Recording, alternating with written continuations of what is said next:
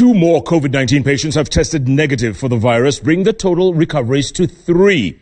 One of the 2 young Kenyan friends was the first to test positive for the coronavirus in Kenya, a result that changed the country's handling of the pandemic. Brenda, Cherotich and Brian Ondiri told their story of hope to the president, as our very own Sam Gituku now reports. Keep confidential your details. The smiles drawn on their faces have been rare over the past 3 weeks. A season of darkness and uncertainty has come to an end for 2 friends who had their bond shaken by the virus. You're no longer number 1, now we can call you Brenda.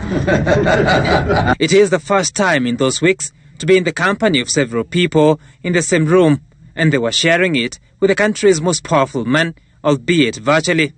In the boardroom of Health Cabinet Secretary Mutahi Kagwe at Afya House, they spoke to President Kenyatta of their coronavirus journey. Brenda Cherotich had been in the US for more than 2 months. She traveled back to the country on the 5th of March via London. I may have contracted the virus in London or on the plane back to Nairobi. Days later, Brenda experienced symptoms akin to COVID-19 and therefore presented herself to the Mbagathi Isolation and Treatment Center. They took me seriously and they gave me the mask. Immediately I mentioned that I had gone abroad and I was having a cough. And on the 13th of March, Brenda was declared coronavirus positive, becoming the first patient to test so in Kenya. That day, Kenya changed. The Ministry of Health has confirmed the first coronavirus case in Kenya.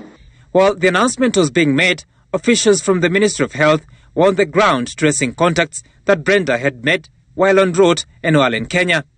One of them was Brian Orinda, who was immediately taken to Mbagathi Hospital, testing positive later. They came for me wherever I was. They took me to a government facility and I was tested, and immediately the results came back as positive. The government again embarked on treating me for the past 2 weeks or so.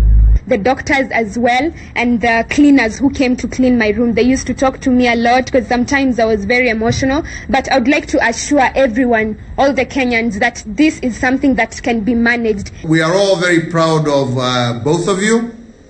We are thankful to God that you have managed to go through treatment and you are now well and able to go about your businesses once again and continue with your lives.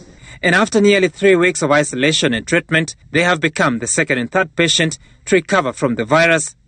Brenda and Brian have been discharged from hospital after their samples posted negative after 2 tests. Globally, though, scientists remain cautiously optimistic, advising such patients to continue observing precautionary measures, unaware of whether the virus can recur, but afraid they risk reinfection should they expose themselves.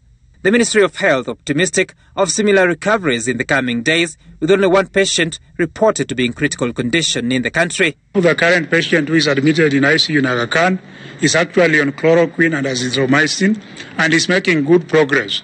The story of Brenda and Brian is one that lingers hope for patients suffering from COVID-19, but at the same time, a story that brings home just how close it can get to pass on the infection. More importantly, a lesson for Kenyans on what they must do should they come into close contact with an infected person to maximize the possibilities of a second chance in life.